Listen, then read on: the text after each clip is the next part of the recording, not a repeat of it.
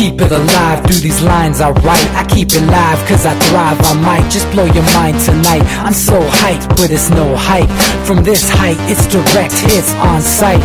I'm your type, lend me your ears to show you that there's something in me. I'm not giving up, I'm standing right here, holding these days hostage. And I'll make this my year. We turning fear into love, and the love's in the air. I love doing this cause nothing compares. Nothing can share that same type of feeling when you feeling them flares. They can't catch it, it's havoc. I rip to a tear, switch a scenario. My stereos, I leave them impaired. Variables start to change and they're all in my range. I just gotta grab it, it's all mathematics. Every step is drastic, I make it fantastic. I'm trying to take your breath away. Asthmatic. This is live through the stereo. Go and let it blow, blow through the stereo. I'ma let them know through the stereo. Yo, here we go through the stereo, stereo. This is live through the stereo. Go and let it blow, blow through the stereo. I'ma let them know through the stereo. Yo, here we go through the stereo, stereo. Yeah, just nod your head with it, so explicit and vivid. Every image is intricate, intimate. I put my all into it, no scrimmage and no rules. I'm a pro tool, hear my heartbeat beat into the vocals. I'm so loco, lost my mind, oh no. It's ponderoso, dope so, no overdose cause it's dope, yo. Man, this is house grown, mixed with some milestones. So I let the style flow down like the Dow Jones, bringing it with some foul tones, letting the crowd know we getting loud, so it's eardrum rudiments. Yeah, we bring it rude again. Move, little hooligan. Music for tuning in, full time to the 10. I'm on my clock like I told you. I'm doing this for dreams we pursuing.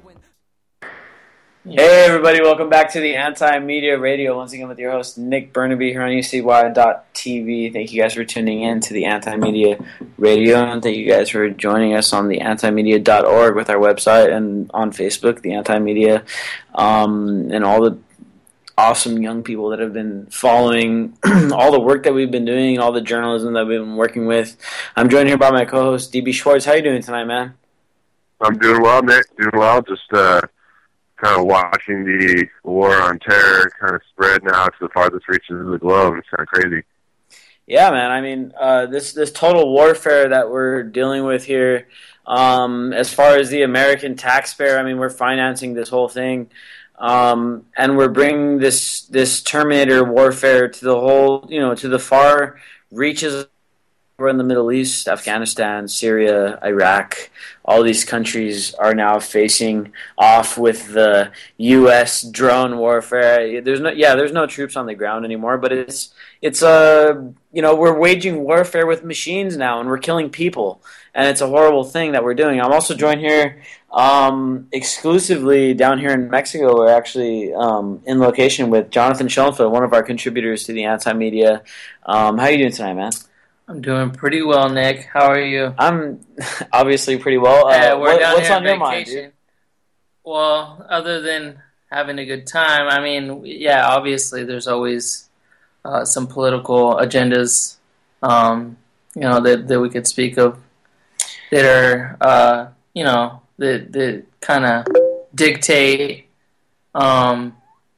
social media and so forth.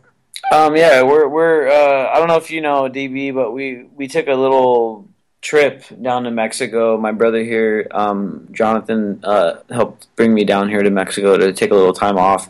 But obviously we're doing the radio show tonight. Make sure you guys check us out on UCY.TV and bookmark us, and come back Monday through Friday now. It's pretty exciting. We're going 5 days a week, and we're really trying to step this thing up and bring this content, bring this radio show every day of the week. Not only are we posting 5-10 original articles a day now, but we're bringing this radio show 5 days a week, whether it's with me and DB Monday and Wednesday. Now, this Wednesday coming up, me and DB aren't going to be able to do the show because I'm down in Mexico and DB's going to be traveling, unfortunately. We're not going to be able to do the show anymore in studio, man, and I'm really going to miss that, because every time, just like the last show, last Wednesday, we had such a great show and it was in studio, But hopefully, even when you're up in the Twin Cities, where is it you're moving again? Minnesota, right? Yeah, you got it right. Yeah.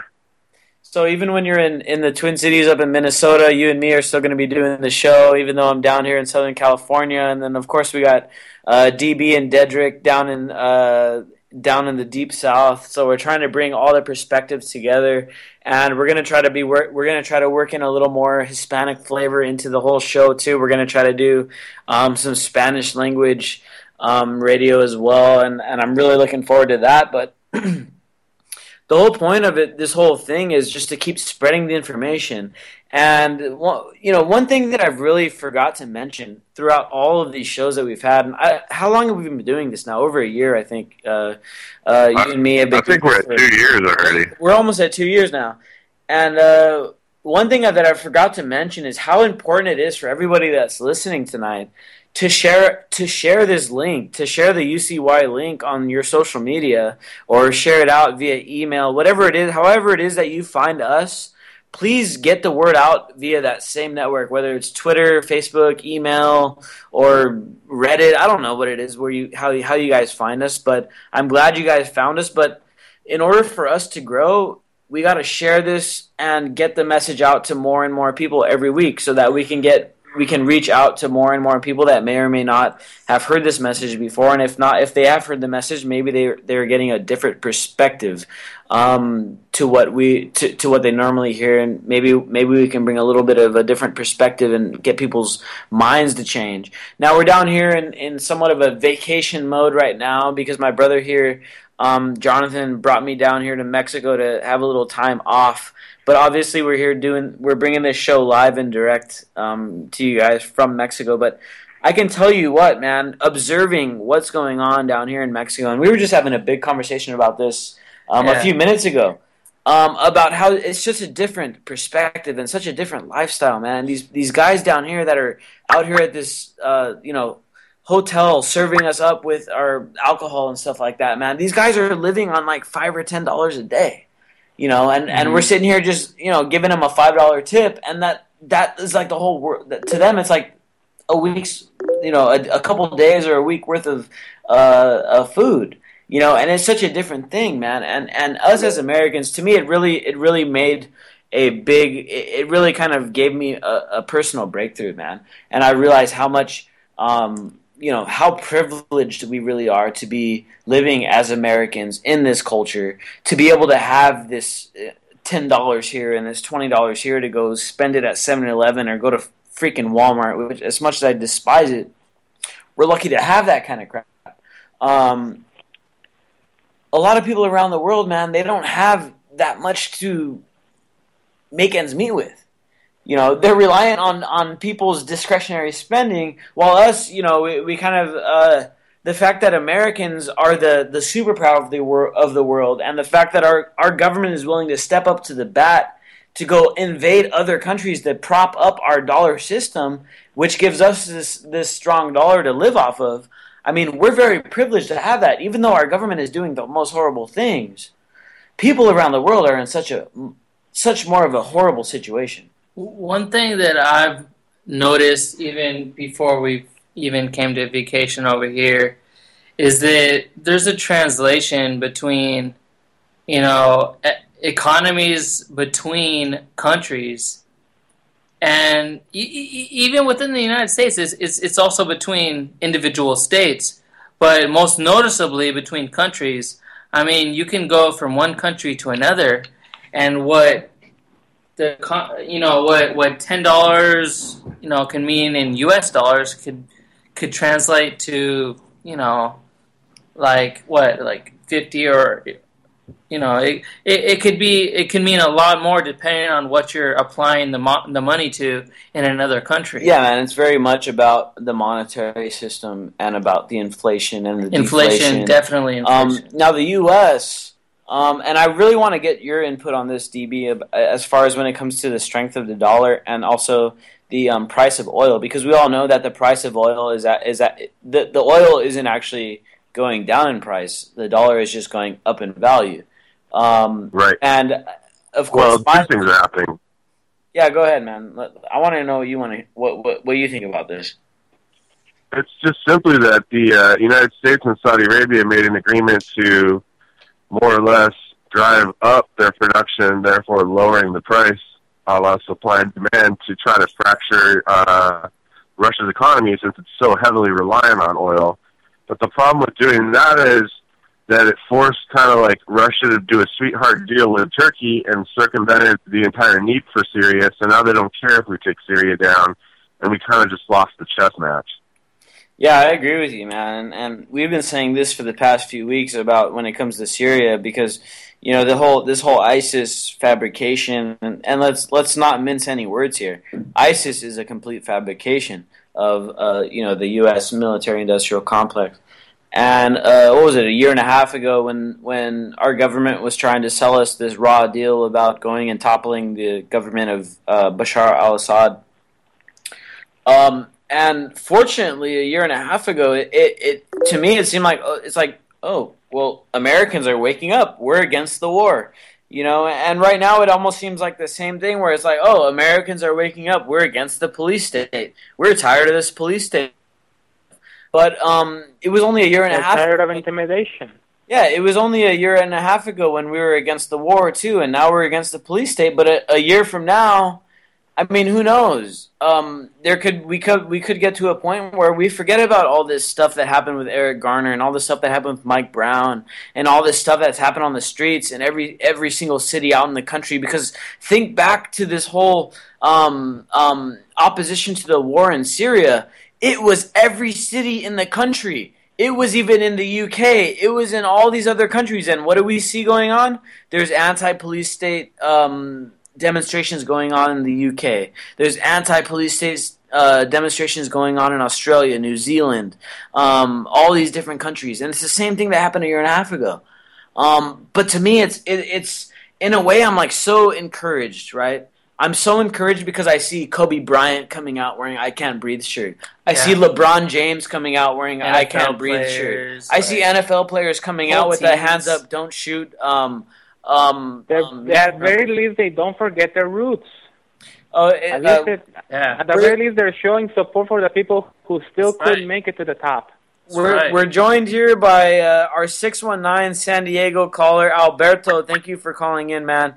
We're getting another call, too. It looks like Manny's calling in now. But, Alberto, thank you for calling in. Alberto may fill in for us on Wednesday because me and DB are both going to be busy. DB is getting ready to move up to the Great White North, as he likes to call it, Minnesota. And we're a little busy down here in Mexico. I'm not sure if we're going to be able to do our show Wednesday, but maybe Alberto and Manny can fill in for us on Wednesday. I guess we're going to have to find out if these guys are willing to step up. Hey, all right. Manny, no problem. Manny, what do you think, man? What's up? How you doing? This is Manny down here in Los Angeles. Aquí nomás, bien, gracias. Oye, nomás ya no una breve conversación personal. I might as well make it in English so our audience can understand. Have you been able to find out what's going on with Rubén Luengas? He's a Mexican journalist who works for Univision America, but his computer was hacked and his internet website was shut down. He's basically censored. No, I haven't. He didn't call back. Sorry about that. Pretty much of the. I'm busy. Pretty much. I went to the. You better call back. Sorry about that once again, Manny. But pretty much, once again, pretty much as a little of a reminder of what apparently the government's priorities are. Pretty much are when it comes to pushing things through. Pretty much. I went to the city council meeting. Pretty much, I know that stopping police brutality wasn't on the agenda, but it was on the they at least gave us consideration. They gave us airtime to talk on the agenda, pretty much. And guess what? They were able to push through on the agenda section of the council meeting. What's that? Any of you guys? What is it? They apparently San Diego Padres $1.5 million so they can get the MLB All-Star Game to San Diego in 2016. You know what? You just mentioned that, and coincidentally, I just happened to notice. I don't pay attention to MLB much at all. Literally, like Yeah, and I mean, I pay attention to sports pretty frequently, but MLB, like, is literally less than probably 1% of what I pay attention to. But coincidentally, over the past 3-4 days, I've noticed that the Padres have actually made some uncharacteristic financial moves. Like I think they brought in I think he was what is it, Matt something Kemp? Yeah, Matt Kemp. Matt Kemp, was it? And then they're trying to bring in other all-star players. I mean, they're just, usually you look at the Padres and you think like, okay, this is a team that, you know, they manufacture like you know, players, and they send them out, you know, and they make money off of them, right? But yes, uncharacteristically, they're bringing in like players to build a freaking powerhouse. Yeah, man, and that kind of drew my attention. And who knows, man? I mean, maybe they're just doing it because they want to distract the San Diego people more. I mean, Alberto, which is on the line right now, which is our buddy that's talking with us right now. He was at the city council when I don't know if you heard about this, but a lot of our listeners probably heard about this. There was a protest earlier this week, or actually last week, where some protesters went into this city council meeting, an inauguration meeting, and they did a protest for against police brutality. And they didn't let us do chants, but at the very least they let us. We were quite on the side, but at least we were able to do just the gestures: hands up, don't shoot, can't breathe, don't choke. Yeah, and as the ultimate sign of disrespect to power. Let me interrupt you real quick here. One thing that we have to make sure we mention here is that there was this staffer in San Diego, and as far as I know so far, she hasn't been fired, but she's been suspended from work. But the staffer for one of the city council members was basically saying, "Oh, these protesters are idiots, and I wanted to shoot them. I wanted to shoot these people." And Alberto was one of the people that were there at the protest that participated in it. And he's one of the people that was basically more or less targeted by this city council staffer that said, "I want to shoot these people." So how did that make you feel, Alberto? Now that you mentioned, pretty much, although I wasn't, I guess my anger pretty much it builds up, but pretty much I'm mad as hell because obviously when I go to this sort of event, even if it's not a protest, now I see pretty much if I stay too long on one side, either a police car or a paddy wagon will come on by. Pretty much like that's pretty much my little sign. Like okay, I have to move to this other area where there's more people. And they're basically, if I basically cannot go alone to these sort of events anymore. I gotta be able to at least bring one person or a group, somebody else or a group with me because I know I basically made myself a target now. Yeah, man. I mean, it's such a scary prospect, right? Also, just as a little bit of a heads up, pretty much. Also, after the council meeting, well, I'll explain the other details. And Brain and Tony, your friends, they were also at the council meeting. They were driving up back to City College, literally in the red car. Literally, a police car was right behind them, following them. Right behind them. For how long? I mean, are we talking about intimidation tactics or what? Yeah, subtle intimidation tactics, pretty much. And also when we were leaving the city council, pretty much like the usual, pretty much the police officers lining up pretty much in front and pretty much slowly moving in so they can eventually accuse the people like you're under arrest for obstruction, assault, or et cetera, whatever other trumped-up charges they can come up with. Yeah, man, I wouldn't doubt it, man. I mean, these cops have been doing these intimidation tactics for a pretty long time now, right? Yep. I tweeted out yesterday that I was going to do a giant revelation, and might as well here it is. Pretty much, since that declaration, I originally thought that I was going to either let it go because just the stupid opinion about somebody just either shooting the roof because she didn't say it out loud. Pretty much, I guess she sort of either said it to somebody else, and the KPBS journalist overheard her, and that's what she was able to do that story. That's what she was able to break out that story.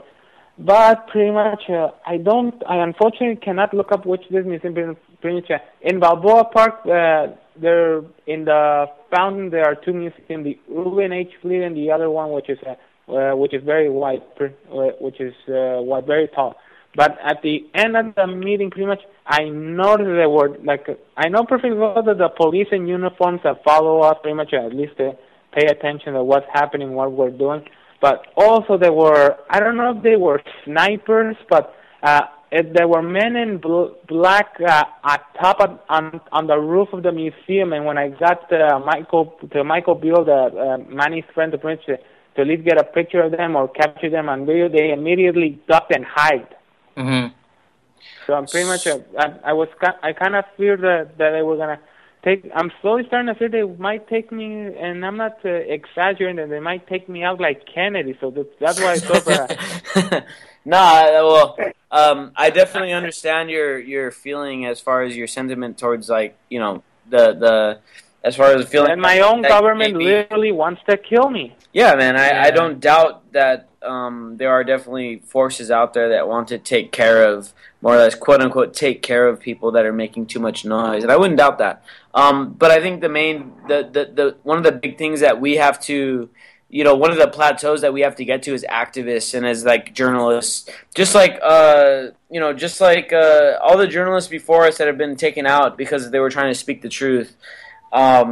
Like Michael Hastings and people like that, is we have to get to this point where we get to this self-acknowledged place where we say, you know what is the worst that can happen to me? I get killed, I get, my car goes up in flames, and I get, the brakes don't work, and I plow into a tree and I die. I mean, death isn't that bad of a thing, especially if you're dying in an honorable way. Just like JFK, like you were saying. Yeah, but even if I make it to the heavens, I'll still be complaining to Christ, like, why did you let me die? I could have done so much more still on earth. Yeah, I mean, sometimes you have to sacrifice your best, like in the idea of like a chess match, you have to sacrifice your best piece in order to win, Definitely, sacrifice your definitely. Queen. I definitely agree with you, man. And like sometimes martyrdom is the way of going, and that's why martyrs are called martyrs. Because a martyr, a martyr is a person that they may die in an unfavorable situation, but they cause a bigger movement to spring from their death. But pretty much we already have one too many martyrs, especially in Mexico. I mean, Eric Garner, Michael Brown, and the list goes on and on. Pretty much this kind of abuse pretty much goes to our people, not just for years, for decades, for centuries. Yeah, whether it's the Asians being called Chinamen and exploited to make the railroads, or us being given basically very little for our farm work, or the African Americans brought here as slaves. Definitely, man. I mean, oppression has been a universal has basically been a universal value for every empire, right? The Romans. Think about even back to the days of the Egyptian. We're down here in Riviera Maya, where they got these Mayan pyramids and stuff. And I don't know exactly how they built the Mayan pyramids, but I know damn well in Egypt they more or less enslaved people to build up those pyramids back in those days. We've been dealing with. They would. No, go ahead. Oh, sorry. The Mayans, they would whenever they would battle someone, the people who were alive from the battles, the enemies, they would keep them as slaves. Yeah, man. So people have been oppressing for the longest time, and it's such a horrible thing. I mean, the Egyptians were enslaving people. The us as Americans, many of our ancestors, many of the white Americans' ancestors enslaved a lot of African Americans and stuff like that. Nick, and don't generalize, because I did not make that decision. Believe me, hierarchy is in the fabric of human life. No matter what your culture is, no matter where you're living, hierarchy is a prominent, aspect of your lifestyle. Yeah, man, and hierarchy is the ingredient needed to create oppression, right? And so that I think now that you bring that up, man, it's like a lot of people talk about hierarchy, smash patriarchy, smash these kind of things. But it's very true. No, it's not. But when it comes down to government, when it comes down to controlling other people's lives, hierarchy is something that, as a culture, as we start becoming this enlightened, information-rich youth that we've become, we need to start getting away from this idea of hierarchy when it comes to governing, right? I think because applying hierarchy to government and governing, it always leads to oppression. Well, I think governing individuals into hierarchy, forcing them into a specific system, is incorrect. I think hierarchy can follow, itself in line. It's kind of like a mixture between Taoist and Confucius philosophies in the ideologies that things should be in line, but at the same time you need to let things be as they are, as they will, as they naturally become. Exactly. We need to allow more spontaneous order. More, I don't want to say anarchy because anarchy is such a negatively connotated word. But we need to allow things to form naturally and allow things to develop naturally. Go ahead, Manny. What were you saying? I was saying more organic, natural, and abstract. And also, I just want to say thank you for letting me join the show. I really like it. Yeah, man. Where are you calling in from? I'm from Wisconsin, and I just want to say everyone here thinks I like the conspiracy theories because everyone here has a very strong, fixed, traditional political ideal. And I'm from California, and it's just sickening. So that's why I'm very thankful for this talk. Well, that's cool, man. So you're from you're from California, but you're living in Wisconsin. That's pretty cool. Is there anything particular you'd want to talk about besides what we're talking about right now? We definitely want to hear what you want to talk about. Just how it is over here might be just in media, but how the media, like CNN and Fox, gets me so aggravated. How they make protesters and all that whole situation, the Ferguson and the DC, they make the protesters seem like they're invaders. Like they portray them as negative people, and then they portray the cops as heroes.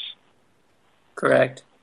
Oh, definitely, man. Because here's the problem. Because these protests have become so large and so vast and so widespread that it's actually started to challenge the status quo. Even more than Occupy did, I think. So the problem is with the media.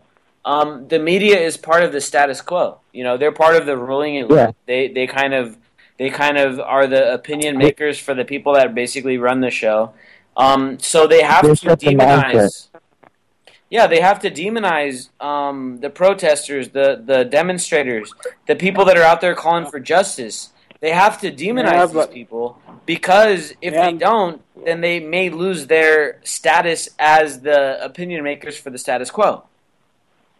Oh yeah, but also speaking of demonizing, I unfortunately have to say that pretty much that during the city council meeting, at the end and the ending segment where we finally got to speak against police brutality, aka the item not on the agenda, pretty much it was cut short because obviously starting with Tony, which pretty much he was complaining that pretty much that the priority number one was bringing the pottery, not helping the community, and then eventually two women, an African American one, and then another one from Guatemala called Max. Pretty much the emotions got the best of them. Pretty much, and then they were letting them have it to the city council that Sherry Liner, the city council president, she wrapped it up and called it she wrapped it up early and called it a day. And the rest of us who wanted to speak, they didn't get a chance.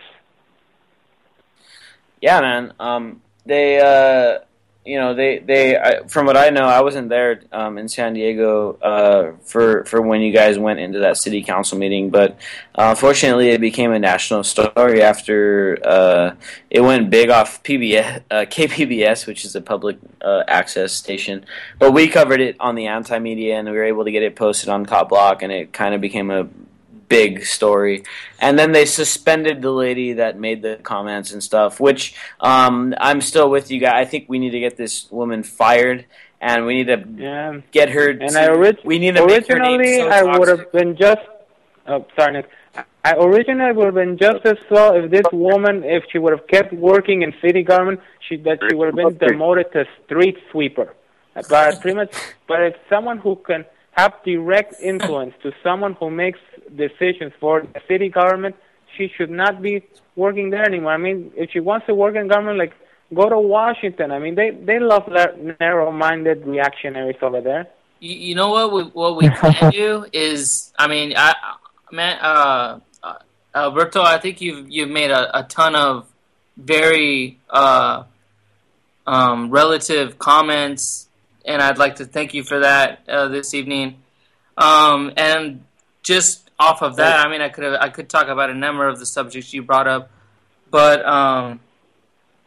just off of that, I mean, I just speaking from some of the older population within the Southern California area. I mean, they you know, it's almost like they're in a transition. It's pretty amazing because they're still stuck in between the CNN and also this you know, this alternative media, this uprising, you know. And to me, it's really gratifying as a journalist for the anti-media that, you know, someone can come up to me one day and say, you know, oh, you know, you know, off the subject, let's just say, you know, like something like Roundup. Oh, Roundup is beneficial. Someone that lobbies for Roundup, you know, and then the very next week, come up to me and say, you know what, like, I just actually read something, you know, in New York Times, or oh, my buddy just sent something that was actually covered by anti-media. You know, people in their 40s, people in their, you know, late 40s that are linking on to this. Unfortunately, they're out of the loop. Pretty much, we have to.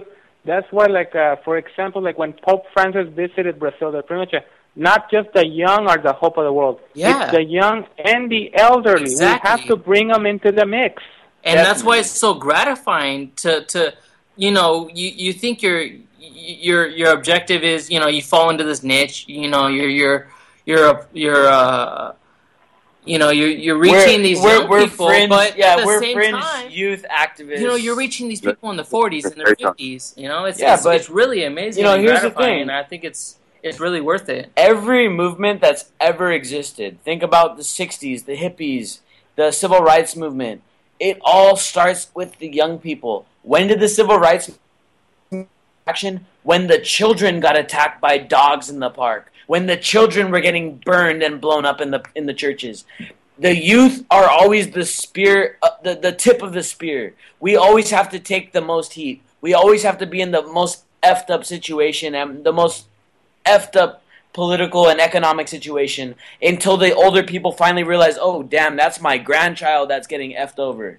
That's my grandchild that doesn't have a job, that can't pay back the college debt, that has no voice in the government. That's when we start to realize these fools in their 40s, in their 50s, in their 60s, these idiots that are watching CNN right now. I don't want to call them idiots. They're just brainwashed. They're probably intellectual people. They're just brainwashed. They're just watching CNN because that's what's on TV. That's the most easily consumable media out there. Yeah. But it's the youth that are the people that fight. We are the ones out on the streets. We are the ones shutting down city council meetings all across the country. We are the people. LeBron James, how old is LeBron James? 27? 28? I think. LeBron James is out there standing up against police brutality. Kobe Bryant, he's in his 30s. He's standing up against police brutality. 32, So it starts with the youth and it moves its way up. And that's why I am so happy about where we are. That's why I'm so happy about the Anti-Media Radio, the Anti-Media website, all the people that listen to us, because we're all young, strong, vital, you know, people that can fight. Virus. Yes, exactly. We are like a virus that is uncurable. We're fighting, beating the shit out of the establishment, and it's only a matter of time before all the fools that are under 40 are completely on our side, and all the fools over 40 are at least halfway there. A virus, and we're getting there right now, dude. And with all these people standing up, and this is the next step I want to take the show in, is this whole police state, this whole police accountability movement. The fact that we're getting all this celebrity recognition. Sure. We're getting all this celebrity recognition. We got Kobe, we got LeBron, we got the Notre Dame women's basketball team. Whole entire team. The Rams are coming. The St. Louis Rams are coming up with the hands up dunk shoot. I mean, you can name any team, dude.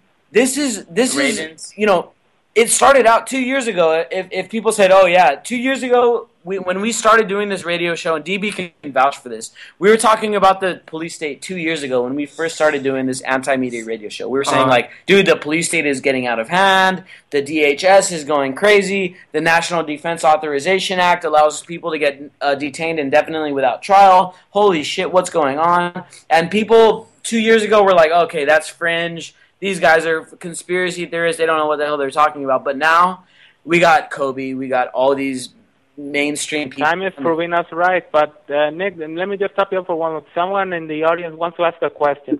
Go ahead. Okay, I want to clear that because, man, I've said something. Am I ready? Go ahead. Yeah, go ahead if you Okay, so this radio is basically, before I want to chime in here, on the police brutality, let me tell you something that I really saw. Obviously I've been getting a lot of complaints.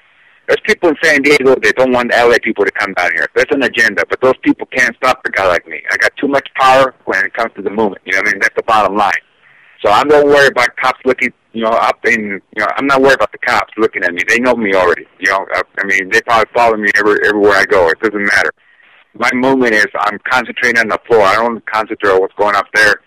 One of the things that's happened in San Diego that are really, the people that really care about the movement, they took it up a notch. And I'm glad those young leaders are making the movement. People like Jackie, people like Jesse, blah, blah, blah, Diego. People that are really in there now with an agenda. And, oh, my God, I was so proud of San Diego this time that I was down there. I thought I was in L.A. I couldn't believe it. It's 5 die-ins. 5 die-ins. And the railroad, we were actually laying down on the railroad, on the street, at the NBC studio, at Horace Plaza, and then back again at the railroad, stopping the trolley. I mean, I've never seen nothing like it in San Diego. I'm like, I almost forgot I was in San Diego, actually. And so it was really great and stuff like that, And it's just amazing. The group that were out there in Balboa Park, people from, vanilla, dark chocolate, mocha, rainbow, yellow, you name it and stuff like that, And people from all over, Right now, you guys have a chance. I'm there in Mexico, to make sure that people that might not know what Americans you guys are talking about, you can say gringos, Because when we take this show international, Americans are going to wonder if you're talking about Central Americans, South Americans, North Americans, So I want to make sure that we're on the same water. I know what you're talking about, but a lot of people might not, stuff like that. So one of the things that's coming in from Mexico is that we're really clashing in the capital of Chilpancingo, which is the capital of my state home of Guerrero, which is really, that's something. Chilpancingo, Manny. That's the capital of Guerrero, Chilpancingo. Exactly. I know how to pronounce Alberto. My English right now, okay? I'm on the roll. Thank you anyway. No,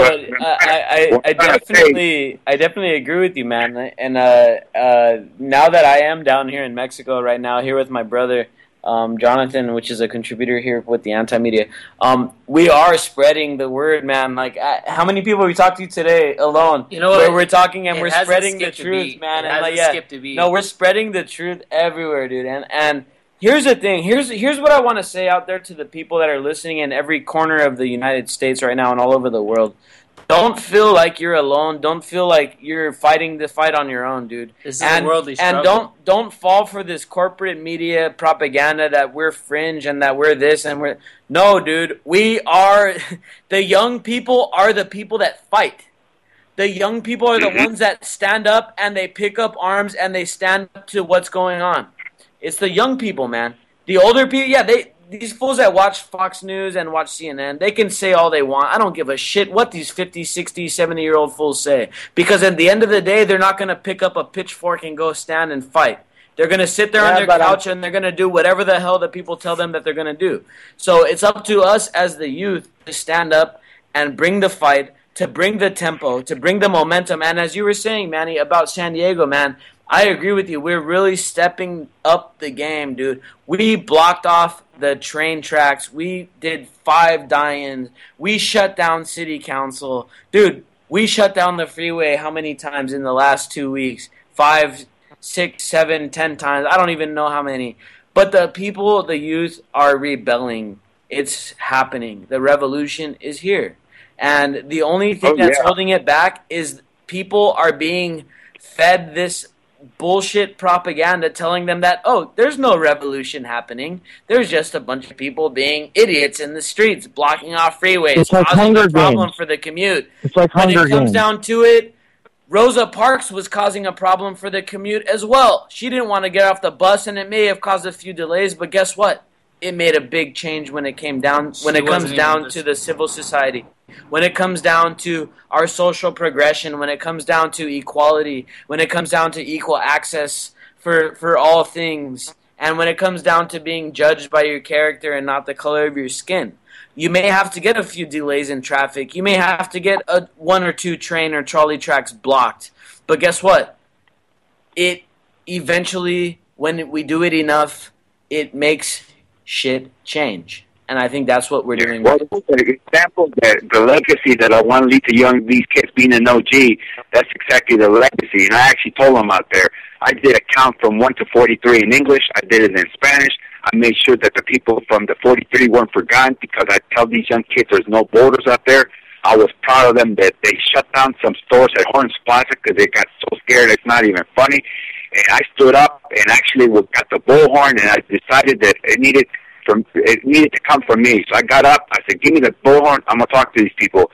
I said, you guys have been inconvenienced here maybe for 10 minutes, but you don't understand. This is what's happening. So like that, I couldn't hear a sound after I actually spoke for the 10 minutes, because everybody, shopper that was feeling like they were inconvenienced, all of a sudden they didn't know what to say after what I said. There's no way you can say something after I just finished saying, you're inconvenienced for 10. We're talking about lives here, that people are being killed, and you're wondering about 10 minutes inconvenience.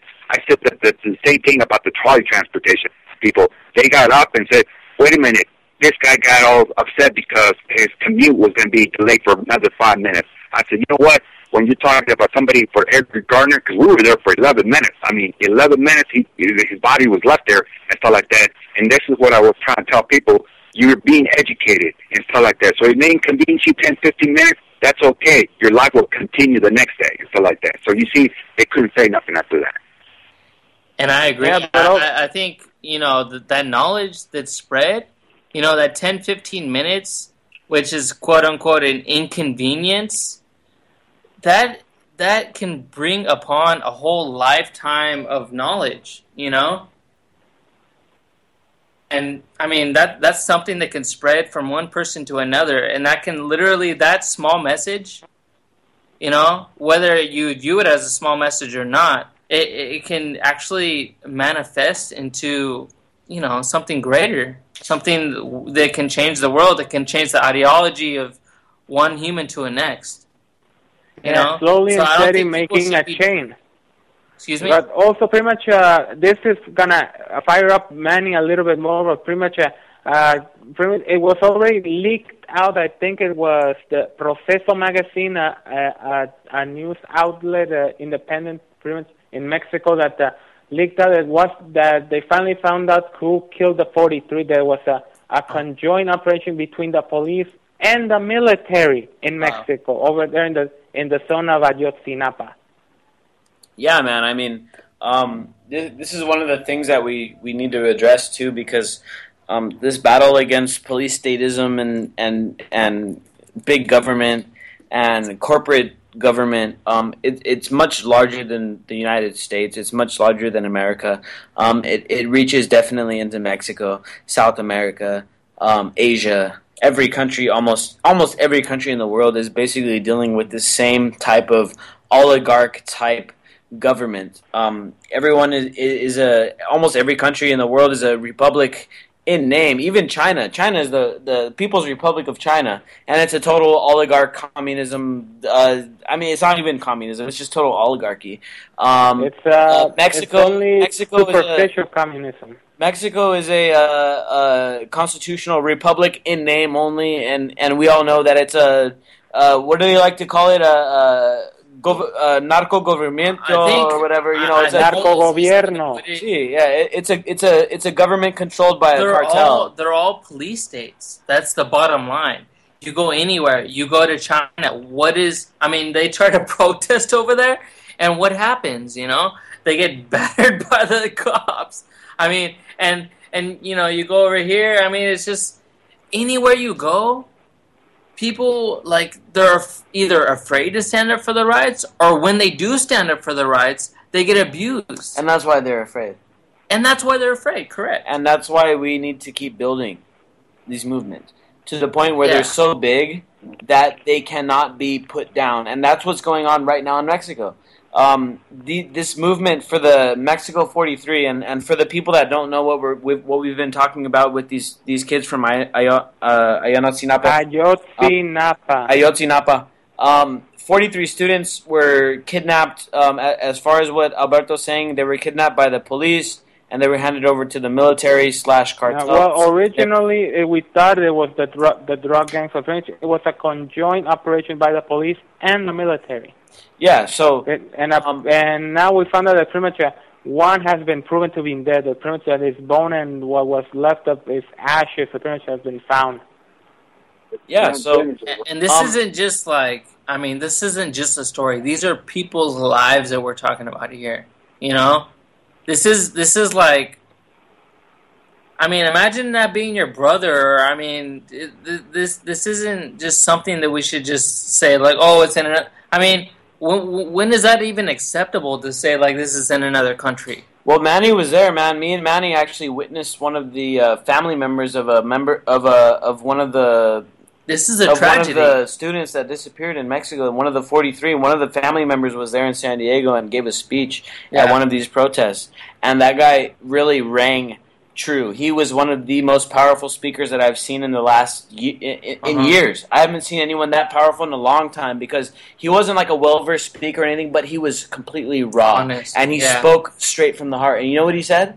He said, it's not enough to say, you know what, screw the government or F the government. Or let's impeach Peña Nieto. Let's impeach Obama and all that crap. Impeaching Obama is impeaching any president. It's a superficial move.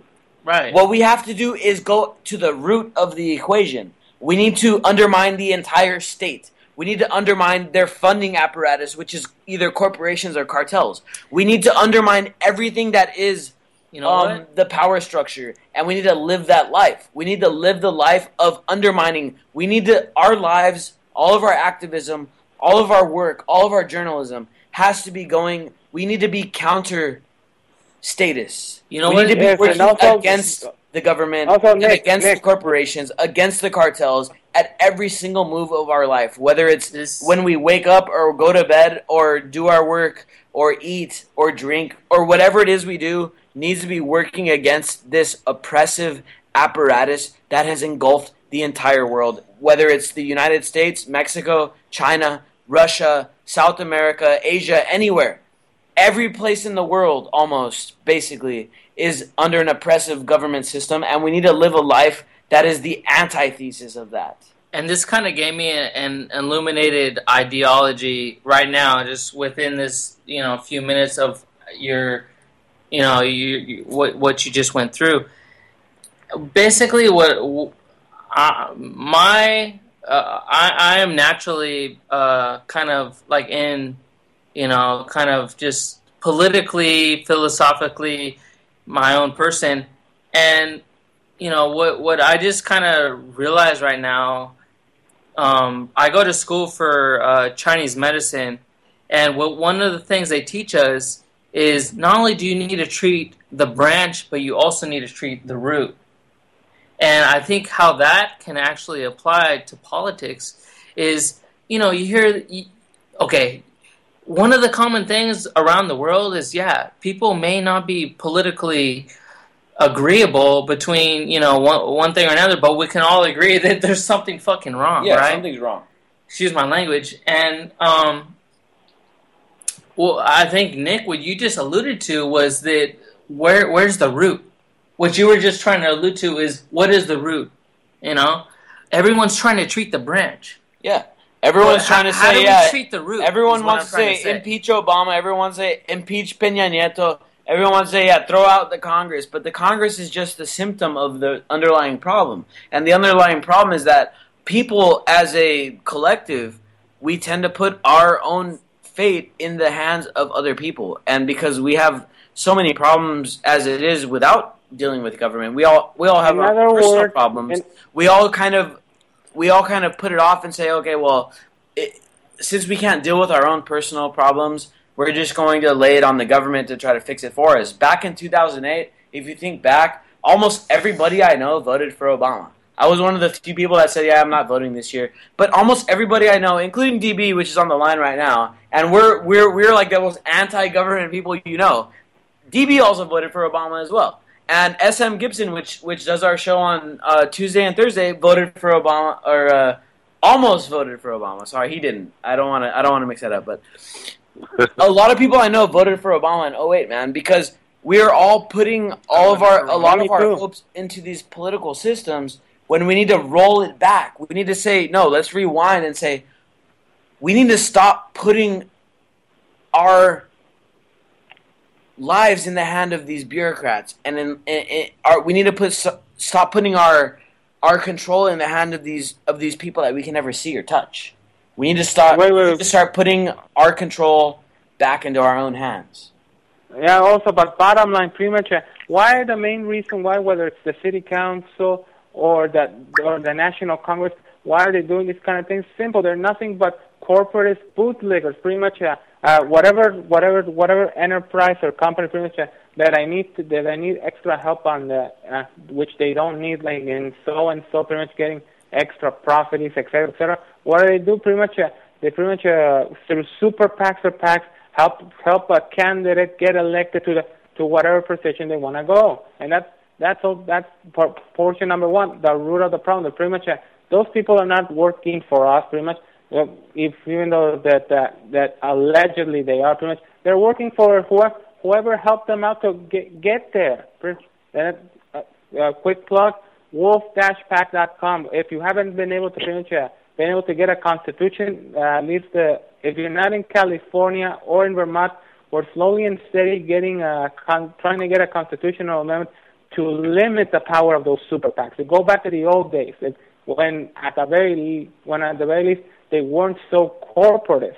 Yeah, man, and the thing is, we're like the people at large. Us, the youth, the fighting, the military aged people are fighing. Oh yeah, thank you for reminding me. That the only way that the elderly and the whites are gonna be, and no disrespect independent, that they're going to be able to come along with is when Occupy Wall Street, and I hate to be the one who drops the cold bucket of ice water into this, but pretty much if they finally took off the mask to realize how they're going to get us into this mess of World War III in probably 4 months. That as you probably already know, that they passed. I don't mean that the new national budget, but they passed the new law. I don't know if it's the Crowning Bill or whatever, that pretty much unlimits even further how banks can do derivatives, which is the most riskiest way to gain money on Wall Street. As you obviously already know, Chase has lost billions of dollars, and I think that's the only way that they're going to join us and fight it. And when it's once again 1929, and the bread lines are further than 3 blocks, goes up to further than 3 blocks. Yeah, man, that's what I was going to go bankrupt, and the people lose their money. That's what I was going to say, man, is that, you were talking about this wolf pack idea and this whole idea of getting money out of politics, but the Congress just voted in a very, very bipartisan way to move in the direction of getting more money into politics. They just upped the ante where it's like, okay, now you can donate $300,000 into politics if you want to.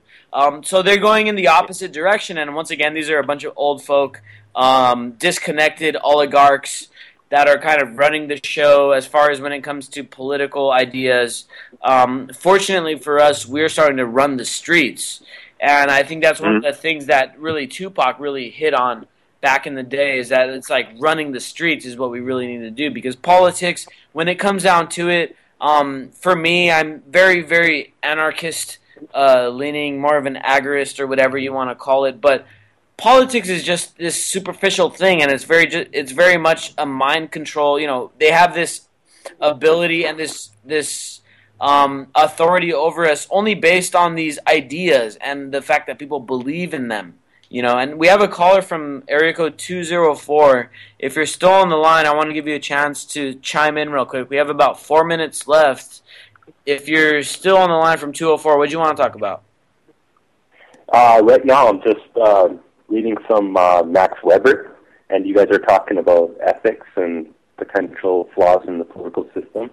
What I got to say is this has been written about, that humans in general will get fed up about this, and bureaucracy in general. Like Karl Marx wrote about it too. But right now, Benjamin Franklin says, time is money, and prolific generating nature, and money can actually control people. Like, basically, we're motivated to work, we're enslaved, basically. I guess that's the basic idea, to drop a bunch of nonsense into people's minds and manipulate them that way. And you could have your will on them. It's just with the military, too. Like, do we even know why we're at war? Or why we should go to war? What should we fight for? Or what is justice? Like, we have all these activist groups and whatnot, and what do they really believe in for themselves on an anarcho-syndicalist perspective? Maybe, like you say, you're anarchist, right? So, like, what do we want for ourselves? Yeah, man. I mean, that's a great point, man. And I think this whole money system and this whole monetarily driven this whole monetarily driven society definitely has some pitfalls, because at this point in time, when it comes to Western culture, you can basically take anybody, you can pluck them out of anywhere and say, okay, I don't care about your ethics or your morals or whatever. I'm going to give you $20,000 and I want you to go do this. And for the most part, 98% of people are going to do that. And that's a big problem, man, because it really is kind of mirrors this police state. Because I see it on the streets, and I'm sure you guys, Manny, I'm sure you saw it, I'm sure Alberto saw it, on the streets. There's a lot of cops out there that feel for the movement, that feel like, okay, I am doing something wrong, but they're getting paid $50,000, $60,000, $70,000 a year to go out there and beat the shit out of people and to enforce the drug war, even though they know that it's an immoral system. But they're getting paid $60,000 a year, and they feed their family that way. And I think you bring up a great point, man, and this whole monetarily driven system, and I think to me that's a big pitfall when it comes to capitalism, anarcho-capitalism, and traditional capitalism, and classical, all that crap.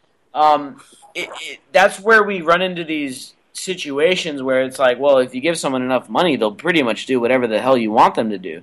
And that's where we need to come up with some better ideas, and we need to bring some better ideas to the forefront.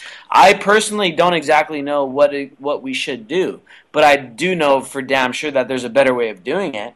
And I think the best way of bringing these ideas, solutions, but at least we know that the problem is there.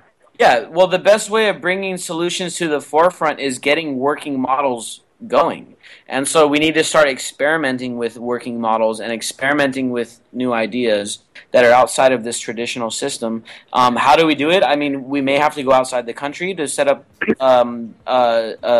experimental colonies. We may be able to do it inside the country. There was just a ruling the other day about how Native American tribes on native lands can grow marijuana. There's no reason why on Native American lands we could try out these other ideas, these anarchistic ideas. I hate that we only have 1 hour to talk about all these things. I think that's the direction we should go. I would go on in Mexico with new ideas. And if we get them working, I'ma let them know through the stereo. Yo, here we See go. you Wednesday, everybody! Adios!